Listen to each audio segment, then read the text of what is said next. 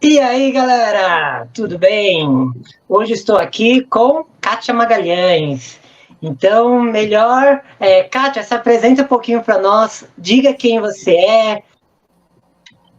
Boa tarde, Fábio. Boa tarde, espectadores. Para quem não me conhece, sou Kátia Magalhães, advogada carioca, articulista, escrevo no Instituto Liberal, no Boletim da Liberdade. E sou uma, antes de mais nada, uma defensora das liberdades, alguém que está lutando para continuar a poder falar com o mínimo de autonomia, com liberdade. Basicamente é isso. Legal, né? Afinal, a gente está numa época complicada, né? E assim, depois que eu comecei a fazer os meus ativismo político, a falar, uma coisa que eu senti muito é medo. Que eu estou fazendo? A minha esposa, então, ela tem medo até de ver o que eu ando falando por aí, né? Porque as pessoas têm medo de falar, têm medo de se expressar. E eu comecei a assistir o seu canal e vi que, você fala muito mais fluente, muito mais. Assim, claramente, eu gosto de falar bater com rosas, né? Porque realmente você sabe os seus direitos melhores do que eu sou um engenheiro, programador, conheço minimamente de lei, mas ninguém melhor que uma advogada, tanto para inspirar, encorajar outras pessoas como eu, que não tenho muito conhecimento, a entender realmente o que é liberdade. Que nem a autora de alguns posts, o Boletim da Liberdade, vamos falar sobre um tema que vai contra a liberdade aqui, que é censura. Censura. Kátia, o que é censura, juridicamente falando ou ideologicamente falando? Fábio, juridicamente falando, sobre um primeiro aspecto, eu acho que isso antecede a qualquer outro, é uma prática banida, é bom que isso fique muito claro, é uma prática banida pela nossa Constituição. É uma autoridade pública lançar mão do seu poder de mando, para proibir que alguém se manifeste nesse ou naquele sentido. E aí já temos uma diferença bastante sutil entre censura e boicote, que é uma coisa que a gente vê muito na sociedade, né, na mídia, nas redes sociais. O boicote é uma prática que pode até ser moralmente discutível, mas é uma prática plenamente lícita, porque as pessoas, afinal, têm o direito de escolher consumir o conteúdo A, B ou C. Eu sempre digo no meu canal, né? As pessoas têm todo o direito de gostarem do meu trabalho, adorarem o meu trabalho, ou até abominarem o meu trabalho e boicotar tudo que eu faço. É um direito das pessoas. O grave é ver pessoas, autoridades do Estado, funcionários que deveriam ser servidores de uma nação, mas que parecem nos ver como seus servidores, numa total inversão de cenários. O grave é ver essas pessoas lançarem mão do seu poder de mando, da sua caneta, para literalmente amordaçarem os outros. E, Fábio, por incrível que pareça, quis a história no nosso país que já viveu tantas ditaduras, que eu ousaria dizer que tem até uma índole bastante autoritária. O próprio advento da nossa República se deu mediante um golpe de Estado, isso é sabido.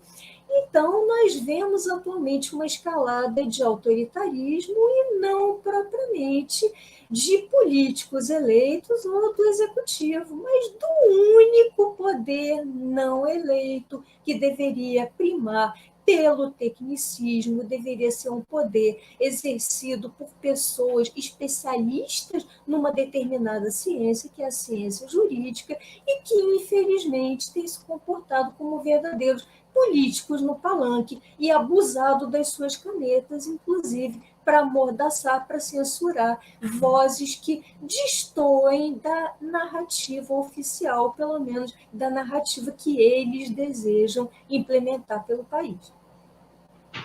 Você falou uma coisa que eu tenho reparado em alguns vídeos, que você sempre repete essa frase, e eu acho incrível.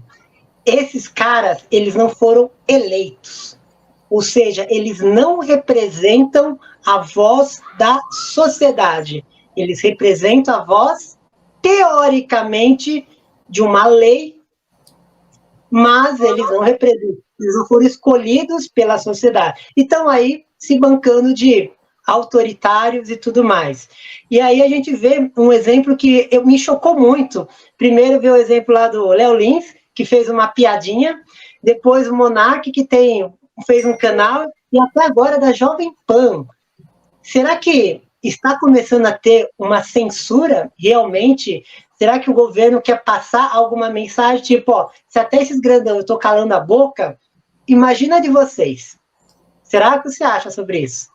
Fábio, eu só trocaria o seu verbo. Eu não diria que esteja começando, eu diria que essa já é uma prática que vem se verificando entre nós a miúde, e aqui eu me permitiria, pelo menos mais recentemente, com essa escalada autoritária do nosso judiciário, eu acho, tendo a acreditar que essas práticas censoras, né, da censura de toga, elas têm o que eu costumo chamar no meu canal, nos meus posts, artigos, de uma certidão de nascimento, bem entre aspas, que foi o famigerado inquérito das fake news, lá atrás, lá em 2019, eu não sei se se os nossos espectadores lembram, mas me permita só traçar um brevíssimo histórico. Saiu uma reportagem na revista Cruzoé, à época, intitulada O Mensalinho de Toffoli, dizendo que Toffoli não seria propriamente um juiz muito imparcial e, enfim, exibindo provas a partir de fontes, uma matéria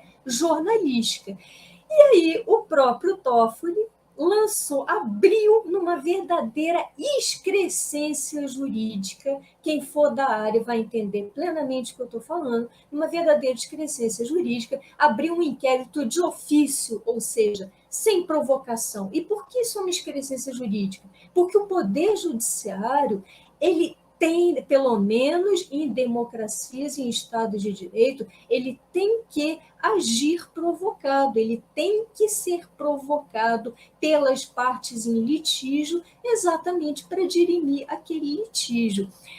Mas esse não tem sido o entendimento da nossa cúpula judiciária. E desde esse momento, o Toffoli abriu o tal inquérito das fake news e entregou a bola ao seu colega Alexandre de Moraes, que na época era um ministro apenas estreante, e de lá para cá adquiriu um poder que só vem se agigantando. E esse inquérito aberto de ofício, ele ensejou outros e outros, o tal inquérito dos atos antidemocráticos, são inquéritos, observem, Fábio, espectadores, que não tem sequer objeto definido, não tem prazo definido, tudo isso que eu estou falando são aberrações jurídicas.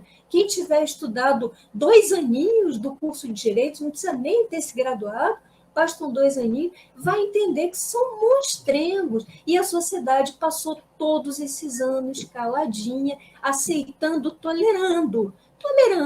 E à medida que a gente tolerava, a gente ia entregando parcelas cada vez maiores das nossas liberdades a essas pessoas. Então, vieram esses inquéritos e narrativas, e sempre narrativas muito bem intencionadas, de que essas pessoas estariam atuando daquela forma para protegerem a nossa sociedade contra mentiras, para protegerem a própria democracia. E aí chegamos ao ano de 22, ano passado, fatídico ano de 22. Quem tiver acompanhado alguns, pelo menos, dos meus artigos lá para o Instituto Liberal, terá observado que eu fiz pelo menos uma vez por semana, pelo menos, às vezes eu publicava 2 artigos por semana, foi um verdadeiro diário da censura. Nós tivemos um TSE que se comportava, me perdoe a expressão, como um verdadeiro partido político. Um determinado candidato não podia piar, não podia dizer absolutamente nada do outro, vinha o TSE de ofício, amordaçava, e assim ocorriam com veículos de mídia, assim ocorreu com a produtora Brasil Paralelo, por exemplo, assim ocorreu com o Antagonista, quando começou a mencionar relações, digamos, de uma amizade estreita entre o então candidato Lula e o tirano Ortega, que depois se verificou recuou, o TSE cancelou, censurou aquelas publicações e censurou menções da mídia a eventuais ligações também entre o então candidato Lula e o crime organizado. Não se podia falar nada daquilo, não se podia falar das relações entre Lula e Maduro, que foi um dos primeiros a nos visitarem já desde a posse de Lula. Então, foi um verdadeiro tribunal político. E esse ano, que as eleições já estavam ganhas, veio um juiz supremo, um determinado ministro, dizer que estava muito alegre, festejar aquela sua afirmação de que o judiciário tinha finalmente se tornado um poder político. Mais uma aberração. Pessoas que não tiveram um voto sequer na vida, muitas vezes que não prestaram sequer concurso. Ali, por exemplo, na atual composição do Supremo, existe um magistrado de carreira, que é o ministro Luiz Fux, o resto não é de carreira, foi nomeação presidencial. Então, essas pessoas entraram literalmente pela janela, por nomeação presidencial, pela escolha do político de plantão na época, e aí essas pessoas avocam para si a atribuição de fazer política, de intervir diretamente nas relações de poder. Então, sim, temos uma censura galopante, nós temos humoristas presos, censurados, nós temos jornalistas presos, acaba de ser, inclusive, beneficiada, bem entre aspas, uma jornalista alagoana, noticiei isso ontem lá no nosso panorama jurídico do Boletim da Liberdade, fica aí a dica, acaba de ser liberada, por assim dizer, da cadeia, por Zanin, né? Aquele advogado amigo que acaba de ingressar no Supremo por intervenção, por indicação direta do seu amigo e cliente, presidente da República. Então, o Zanin entendeu que aquela senhora, uma jornalista que estava presa por crime de opinião, não precisava mais ficar detida, bastava que ela não tivesse mais acesso à internet. Então, houve uma substituição de pena, entre aspas. Eu até digo na reportagem que, uma certa ironia, que Zanin foi compassiva. Então, esse é o cenário que nós temos. Infelizmente, os crimes graves atualmente na nossa República são os crimes de opinião, de manifestações opinativas, enquanto isso, os crimes de verdade, como, por exemplo, tráfico de drogas, corrupção grossa, esses passam ao largo dos olhos das nossas autoridades judiciárias. Infelizmente, é uma dor reconhecer tudo isso, mas é verdade.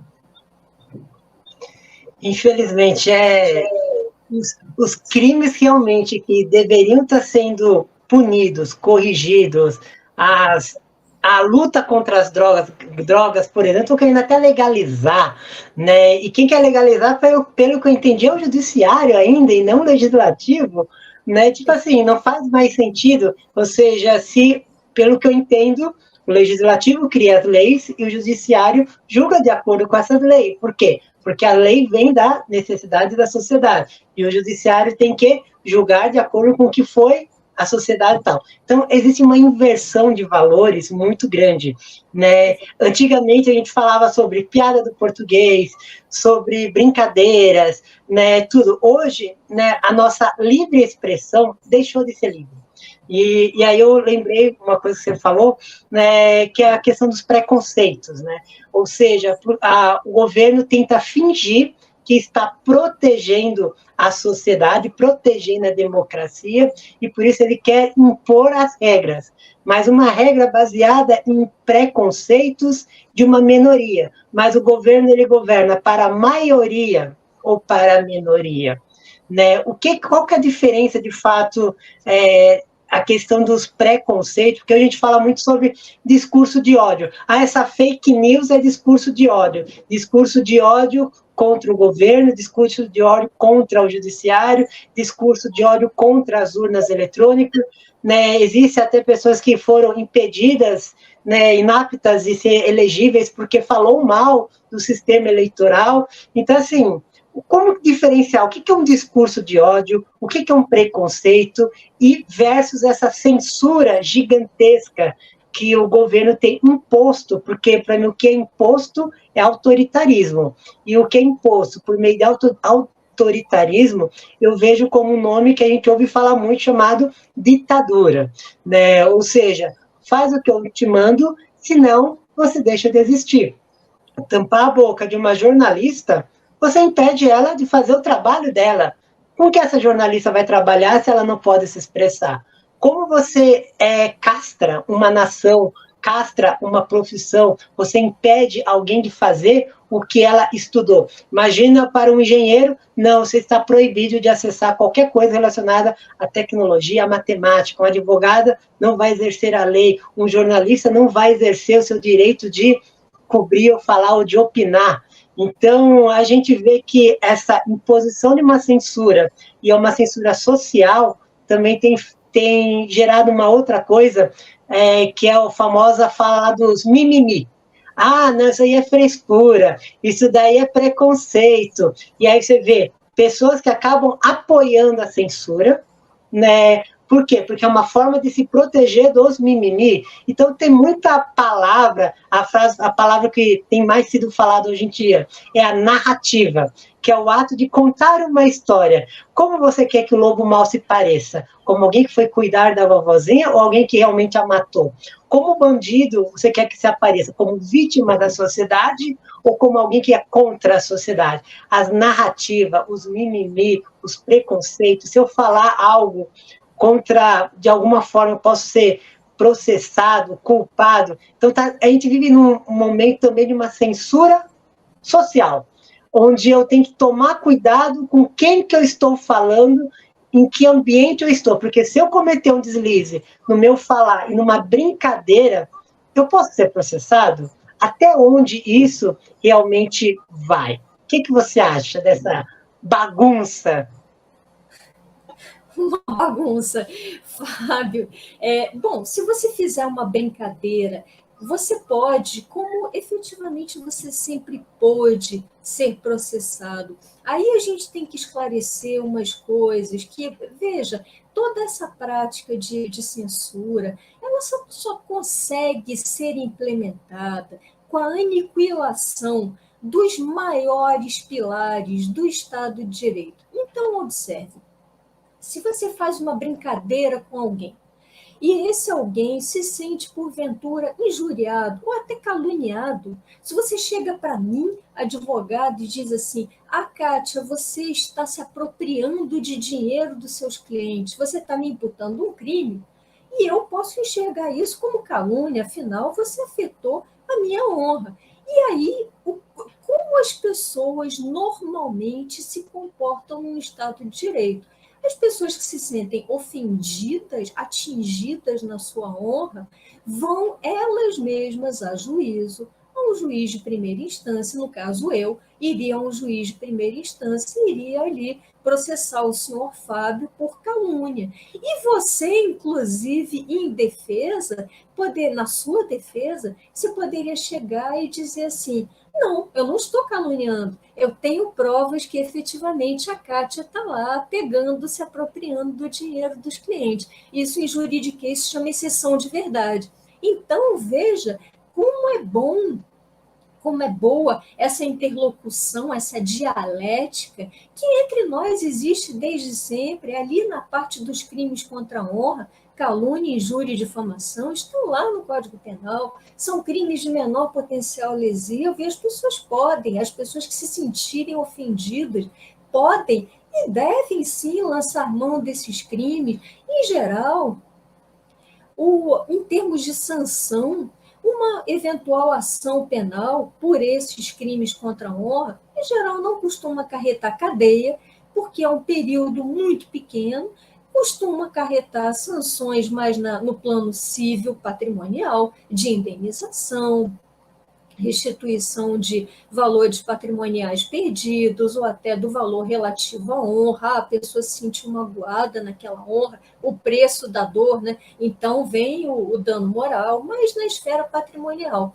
Isso sempre ocorreu entre nós, esses crimes contra a honra estão lá no Código Penal. O grave nisso tudo, Fábio, espectadores, é um juízo a priorístico por parte parte de pessoas que nem têm atribuição para julgar, pessoas como eu, você, como Monarque, como Léo Lins, enfim, pessoas que vêm sendo censuradas diariamente pelos nossos tribunais superiores, sem terem prerrogativa de foro, ou seja, que não devem ser julgados por aqueles tribunais lá em cima, sendo censuradas a priori. Isso é verdadeiramente escandaloso. E aí você quebra, olha quantas normas do Estado de Direito você quebra aí de uma tacada só.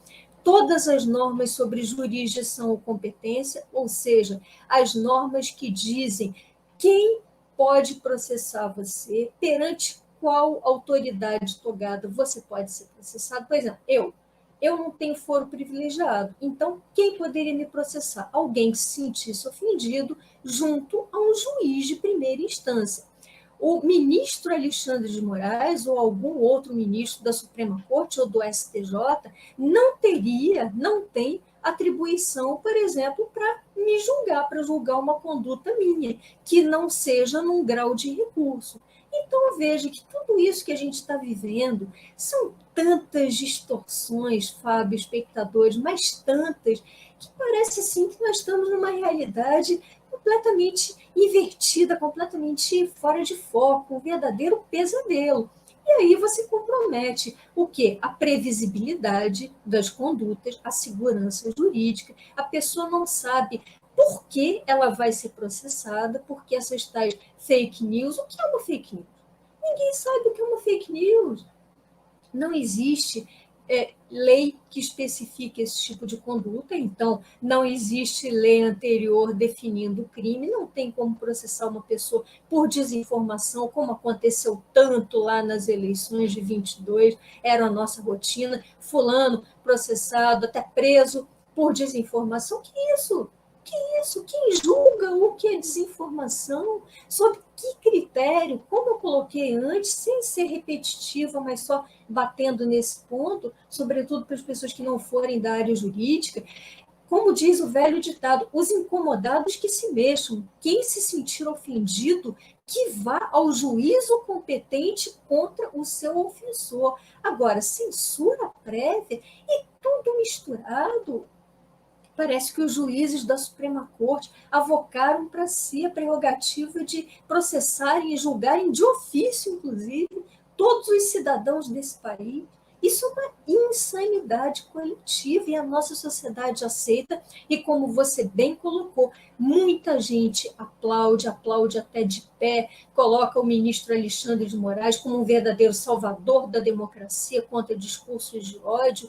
Ora, pessoal, a democracia, o regime democrático, talvez choque um pouco alguns o que eu vou dizer, mas eu vou dizer, o regime democrático é, por essência, o regime onde convivem os ódios e os conflitos.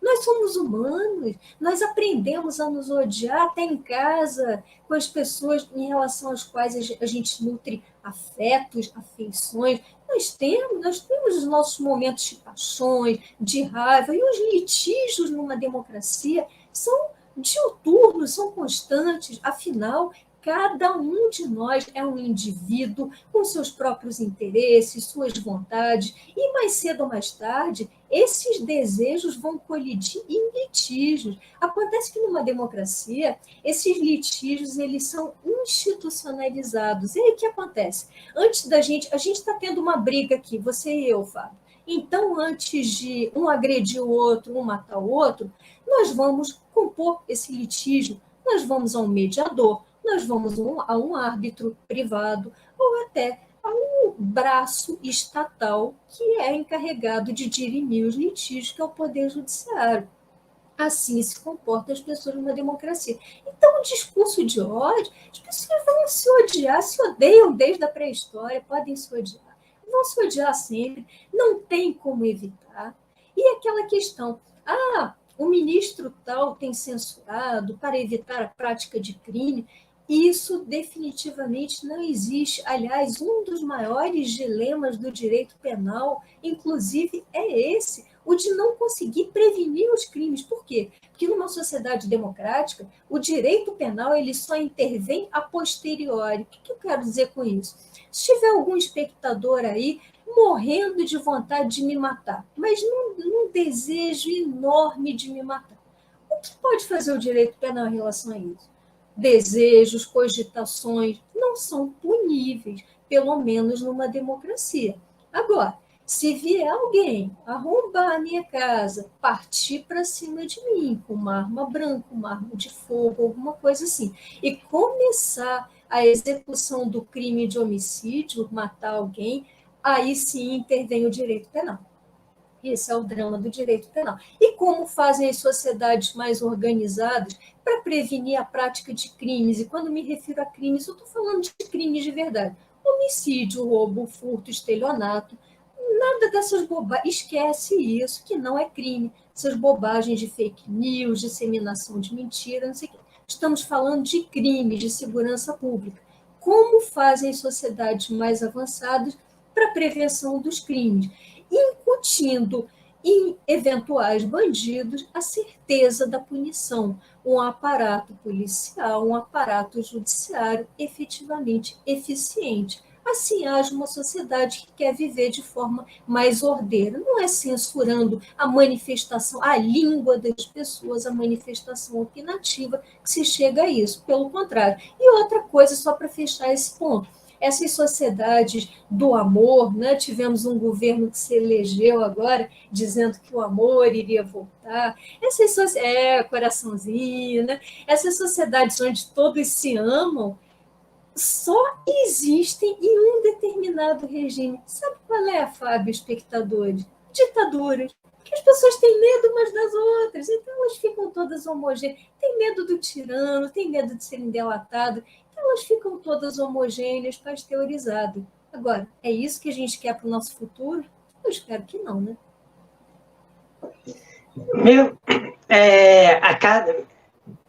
Incrível, né? Fazer um parênteses primeiro com um pequeno fundo religioso, né? Eu lembrei de uma escritura lá em Hebreus que fala sobre julgar os pensamentos e os corações. Quem costuma ler a Bíblia deve lembrar dessa escritura, porque uma coisa que eu acho muito legal da cultura cristã é exatamente isso, tipo, você primeiro julga seus pensamentos e intenções antes de agir. Hoje a gente vê uma política que exatamente está ao contrário, está querendo ter o papel de Deus, né, que é o papel máximo. Então, a ditadura não é exatamente isso, ter o papel, é estranho toda essa coisa. Então, a gente vê numa sociedade onde todos são humanos, todos são falhos, né? Um vem top-down, como o pessoal fala, vem uma ordem lá de cima, tipo, ó, censura, tira esse, manda um ofício lá para o YouTube, ó, cancela o canal dessa pessoa, tira a conta dessa pessoa, essa pessoa está proibida de se pronunciar, e no caso de uma pronúncia, e sem haver um processo. Fiquei sabendo de um caso onde uma pessoa recebeu um ofício e não é citado nenhuma lei e artigo, né, que proíbe essa pessoa de falar e o porquê e onde ela errou. Então, o que é que define o que é o certo e o que é errado?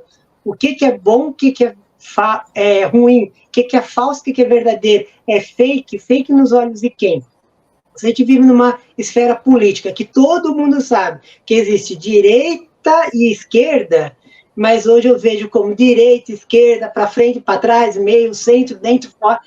A gente está vivendo uma esfera política, não é mais de linha, não são dois extremos, é uma esfera, porque é tanta ideia, é tanta complexidade, que às vezes até nas minhas paranoias, eu penso, não é nem mais uma esfera, é um multiversos de realidades e de mentiras, porque a coisa não se sustenta. Você coloca dois esquerdistas para conversarem num certo momento, eles se divergem, eles se contradizem. Eu acho engraçado alguns vídeos que eu vejo, né, do pessoal mais radical, né, as pessoas não sabem da resposta, mas o que elas fazem quando não sabem da resposta? Elas vêm para cima para a violência. Por quê? Porque quando a pessoa não tem capacidade mental de dialogar, de argumentar, o que elas vão fazer? Elas vão usar o princípio primata, a força física, a força do poder físico, né? E isso vai contra a paz, e isso gera guerra, gera ódio, gera mortes, né? Então, Então, a gente está vivendo uma complexidade onde preconceitos com censura e o governo usando toda essa cortina de fumaça, que já virou um fogaréu, porque onde tem fumaça tem fogo, né? Então, já está pegando fogo. Os ânimos já estão inflamados, está saindo muita fumaça, o governo parece só estar jogando mais lenha em cima para que pegue fogo e acabe com tudo mais. E aí depois nós vamos saber, né? Que nem aquela coisa, só está cortando a corda da própria ponte, né? Então, o que é que vai cair? Vai cair? Eles mesmos vão cair com tudo isso, né? Então, uma brincadeira, não é nem brincadeira, mas é uma mistura de vários preconceitos, de várias minorias, de gente que realmente sofreu, que agora está ganhando voz, e isso se transformando numa censura para quem antes podia se falar normalmente, e a gente vive num caos completamente maluco, né? E agora ainda teve essa coisa que está começando a acontecer, esse eu acho que está começando, você me corrige se eu estiver errado, que até no seu Boletim da Liberdade você falou o seguinte, eu achei engraçado essa palavra, precedente singular. Houve um precedente singular, que é o quê? Que é o judiciário estar responsabilizando a mídia. Ou seja, se aqui a Kátia começar a falar mal... Me perdoe só intervir, Fábio, não está responsabilizando a mídia, não, tá pior. Responsabilizar a mídia até não teria problema. Está responsabilizando entrevistados. Caramba. Existe uma diferença, deixa eu explicar rapidinho, inclusive vai sair deve sair um artigo no boletim de um colega nosso, o procurador, inclusive muito bom, procurador de Brasília, o Teodoro Mariano, sobre isso, mas eu vou trocar aqui algumas ideias com vocês. O que acontecia até esse precedente singular? Vamos supor que um jornal publique, e eu já estive envolvida em diversas causas envolvendo esse monte, tá? Vamos supor que um determinado jornal, uma rádio, publique uma notícia que, em alguma medida, atinja a honra de alguém ou que uma determinada pessoa se sinta caluniada, injuriada, difamada pelo jornal. Essa pessoa ia a juízo e processava o jornal. Mas processava o jornal por quê? Por um editorial, por uma reportagem do jornal, por uma matéria do jornal, o jornal em si. Só que, gente, convenhamos, o jornal não responde nem pelos seus articulistas, nem pelos seus colunistas. Quantas vezes você vê ali no jornal a opinião do colunista não corresponde necessariamente à opinião do jornal? Claro, o colunista é uma pessoa física, não é o editor do jornal, muito menos o editor-chefe, são pessoas diferentes. E agora, na semana que passou, houve um precedente que eu chamei de singular lá no Boletim da Liberdade, que foi uma decisão por ampla maioria do Supremo em uma ação movida por um ex-deputado do PT, responsabilizando um jornal pela fala de um entrevistado, ou seja, a partir de agora, o jornal vai responder por uma opinião de terceiro, por uma opinião de alguém que ele ouve, que na maioria das vezes não tem qualquer vínculo com aquele veículo de comunicação. Pode, inclusive, no caso de reportagens de rua, ser um passante, alguém encontrado no meio da rua. Pelo amor de Deus, qual é a responsabilidade do veículo pela fala desse terceiro? Ou seja, isso é mais uma forma explícita de censura, é uma forma, inclusive, de dizer aos jornais, de passar o seguinte recado: olha, veículos de comunicação, quando vocês fizerem entrevistas, combinem direitinho o teor das entrevistas, porque senão vocês podem arcar com uma multa bem pesadinha. E aí, quando é o dono de veículo que vai ser louco a ponto de comprometer o seu capital, de acarretar esse tremendo passivo, depois desse tal precedente singular do Supremo, entrevistando pessoas que possam dar uma opinião divergente, entre aspas, do mainstream, da narrativa oficial.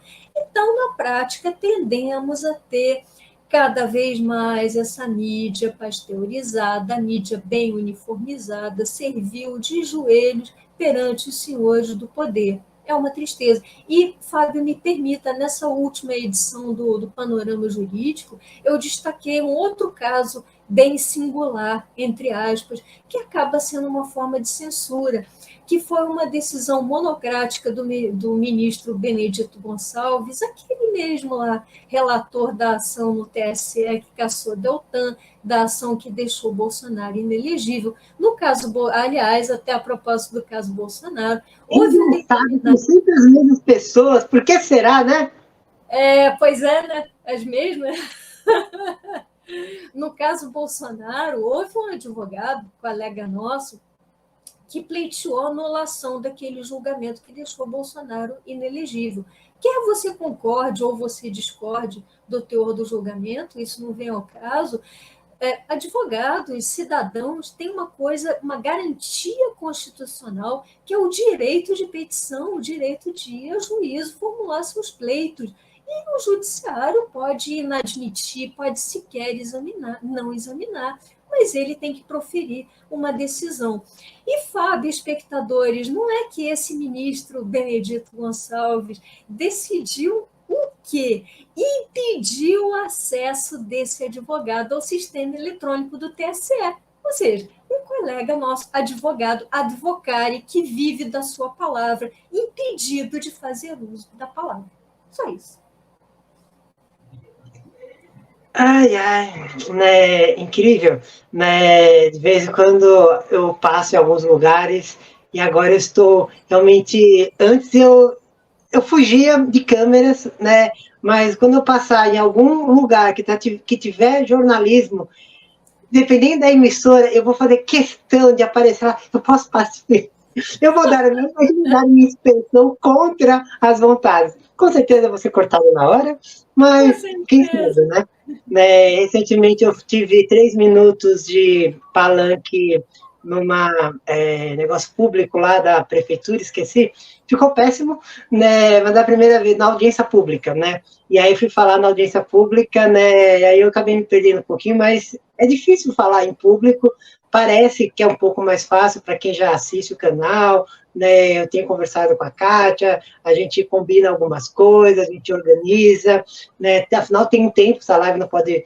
que nem as lives do Monark e Inteligência tal, que tem demorar 7, 8 horas, né, nós somos tão famosos, temos mais coisas ainda a fazer, mas assim, a questão é, a gente realmente pode ser responsabilidade pela opinião de um terceiro, né, o jornal tá começando a ficar difícil, os meios de imprensa, né, ou qualquer meio, começar a ser obrigado a se responsabilizar pelo conteúdo dos seus redatores, jornalistas, e até de quem eles entrevistam.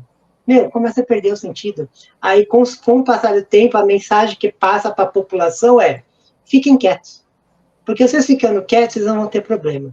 Né? Que é mais uma questão da censura social. Fiquem quietos, não façam nada que vocês não vão ter problema. Que nem a Kátia comentou, né? Tipo, ó, todo mundo quietinho, vai ser todo mundo feliz, tá? Não reclamem, porque vocês estão proibidos de reclamar, estão proibidos de falar diferente, tá? Todo mundo só faz o seu trabalho, paga os seus impostos, e aí eu vou vender que estamos vivendo um país de felicidade, mas lógico que ninguém tem espaço mais de reclamar e pedir mais, porque agora é tudo top-down, né? Não tem mais o processo de primeira e segunda instância, a última instância já fala, cala a boca aí, você está falando demais, né? Então fica difícil, né?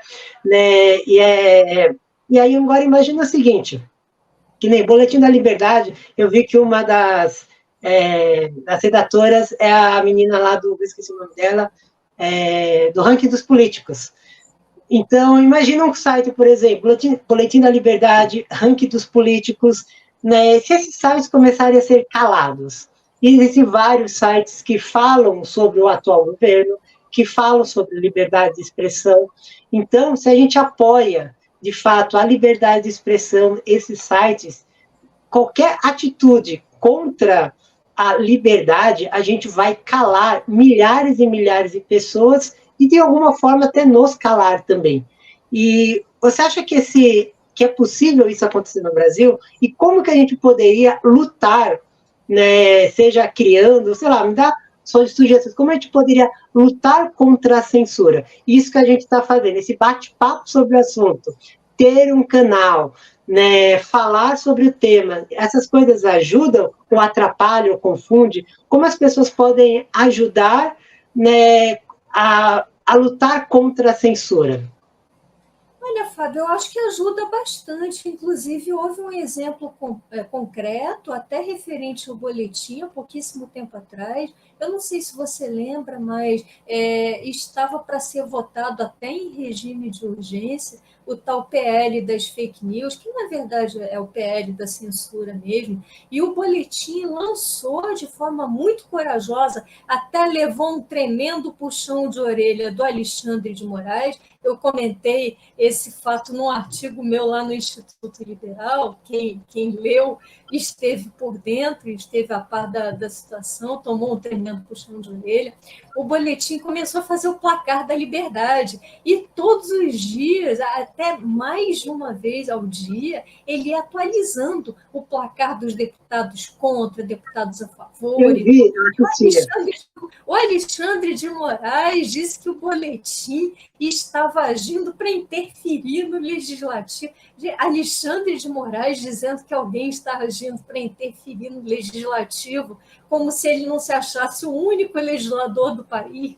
Chega a ser até engraçado. Mas, enfim, o boletim fez essa pressão e outros veículos liberais pressionaram muito. Realmente, o meio liberal foi muito atuante naquela hora, e eles, pelo menos por uns mesezinhos, botaram o pé no freio. Agora parece que a gente vai enfrentar uma ameaça de um fatiamento desse tal PL aí. Vem uma partezinha dele meio disfarçada, né? Que está sendo chamado PL da Globo, inclusive, que pode nos custar até as redes sociais. As redes sociais podem ter vontade de ir embora daqui, porque vai acabar sendo antieconômico para elas. Mas aí, Fábio, é a nossa luta. Vamos seguir pressionando, vamos seguir escrevendo, falando, calar. Você tem toda a razão quando você fala do medo das pessoas, e você nota medo, você conversa com as pessoas estão extremamente caladas. Você chama para manifestação de rua, não vou, posso ser preso, posso ser retaliado no meu trabalho, até isso, retaliações profissionais e tudo. As pessoas estão com medo, estão caladas, mas eu acho que o silêncio definitivamente não é a solução, pelo menos não para mim. Eu acho que ninguém que goste de ser livre almeja uma vida de inseto, como na Venezuela, Coreia do Norte, Cuba, etc. Então, antes que isso se implemente de vez no país, vamos lutar, vamos fazer o que tiver ao nosso alcance. A gente efetivamente tem feito. Tem alguns poucos parlamentares que têm realmente se destacado nessa luta. Ué, uma coisa que, nesse caso dessa PL, eu lembro que foi a primeira vez, eu gastei acho que umas 3 horas. Eu entrei lá no site, eu achei e-mail de todo mundo, divulguei o e-mail de todo mundo, eu fiz copiar texto, eu saí mandando e-mail para, assim, eu não fui responder nenhuma vez, mas com certeza, né, eu fiz a minha parte. Né, todo lugar que tinha sobre isso, eu postei, eu reclamei, eu gastei, eu acho, uma tarde mesmo fazendo um maior escarcéu louco, né, porque eu estava indignado. A questão é, eu sei que outras pessoas indignadas fizeram a mesma coisa. E eu fiquei feliz com uma coragem, né, das empresas, de uma empresa privada, Google. Eu amo Google, Google é demais. Né, ele colocou na página inicial do sistema de busca. Atenção, quando o Carecão viu aquilo, mais um ofício lá e mandou retirar na hora. Assim, tiveram que obedecer. Incomodou horrores o Alexandre de Moraes. Eu me dei ao trabalho do Instituto Liberal, eu fui ler a decisão, mas olha, você coloca a decisão dele, ele que fala de discurso de ódio, a decisão era puro discurso de ódio. Incomodou horrores. É uma empresa privada de nível mundial, e aí ela tem que... Imagina assim, eu penso nas duas coisas, tá? Os dois lados, né? Eu sou meio pragmático com relação a isso, né? Imagina uma empresa de nível mundial que tem o Brasil como cliente a nível continental, ele vê aquele texto e fala, se isso daqui acontecer, assim como na China, Google e algumas outras empresas acabam não tendo, eu vou ter que sair do Brasil, porque é impossível monitorar tudo, é impossível, não tem braço, não tem dinheiro, não tem pessoa, é impossível. Você está realmente desconectando a internet. A internet, ela existe no plano do Google. Antes do Google, Yahoo, outras plataformas de busca, né, antes a internet era o que a gente chamou hoje de Deep Web. Eu sou da área de tecnologia. O que é Deep Web? É uma internet sem Google. Ou seja, se você não sabe aonde fazer a coisa, você não acessa. Simplesmente isso. Então, assim, lá não tem Google. Né? É a internet oculta. Então, com o Google, você tem acesso a tudo. Você procura tudo. Mas imagina o Google falar, isso aqui foi aprovado, eu não vou ficar aqui.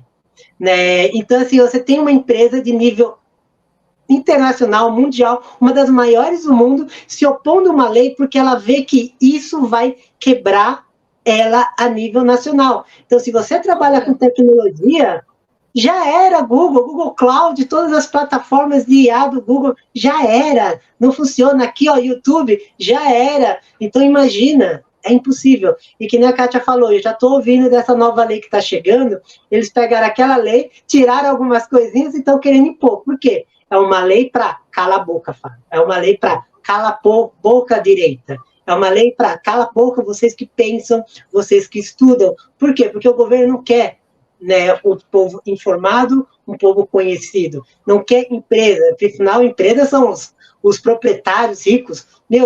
Igualdade nunca vai existir. Porque eu que tenho o meu padrão de vida, você tem o seu padrão de vida, mas pode ser que o meu padrão seja muito alto e você não quer trabalhar tanto para ter tanto dinheiro. Outras pessoas estão felizes lá com 5 mil reais, outras estão felizes com 50 mil, tudo bem. Desigualdade é uma coisa que sempre vai existir. Tem gente que quer ser funcionário, tem gente que quer ser gerente, outro médico, outro diretor, outro até juiz, não tem problema. Desigualdade é normal. Né? Você não quer ser gerente, ser responsável, você quer curtir a praia, desigualdade é normal. Pobreza, miséria é errado. E aí, o que tenta esse governo esquerdista, ao meu ver? Impor. Todo mundo é igual, menos eu. Todo mundo é igual, todo mundo obedece, cala a boca e tal. Mas eu sou especial, é eu que mando. Ou seja, somente eu, governo, sou desigual. Por quê? Isso é o quê? É ditadura, é censura. E aí eles estão querendo embutir isso. E empresas privadas claramente já estão falando, gente, se prepara, eu sou contra isso. Quem vai se prejudicar é vocês, nação. Porque o Google tem como ganhar dinheiro nos outros países. Tem muita gente que fala outros idiomas, tem como ir para outros países. Mas e o pobre? Tem como ir, fala outro idioma, está fluente em another language? Ok, então, tem pessoas que sabem, tem pessoas que não sabem. Vamos ser escravos aqui no Brasil?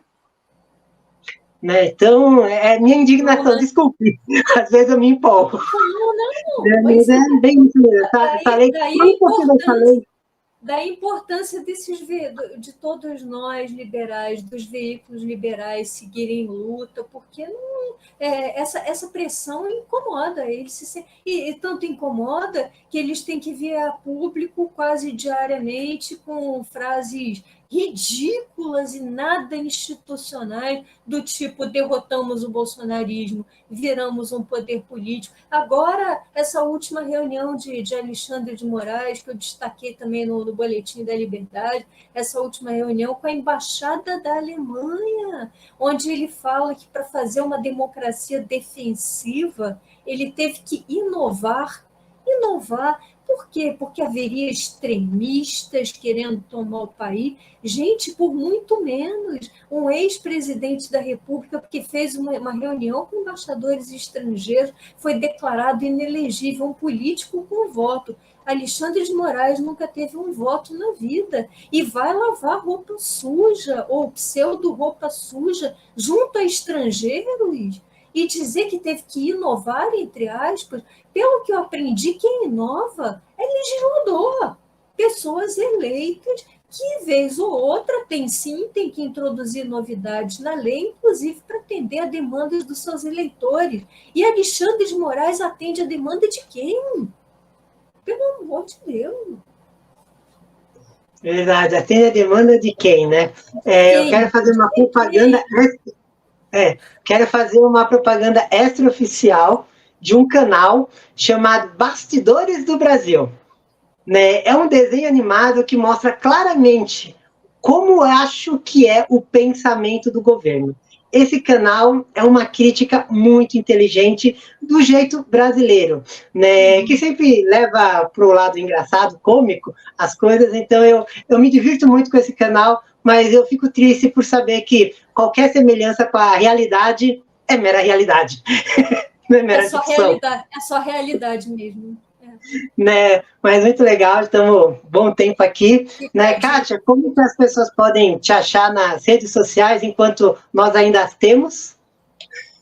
Enquanto não me suspendem. Bom, estou lá no Instagram, katia.magalhães.35574, foi o nome que o Instagram me deu.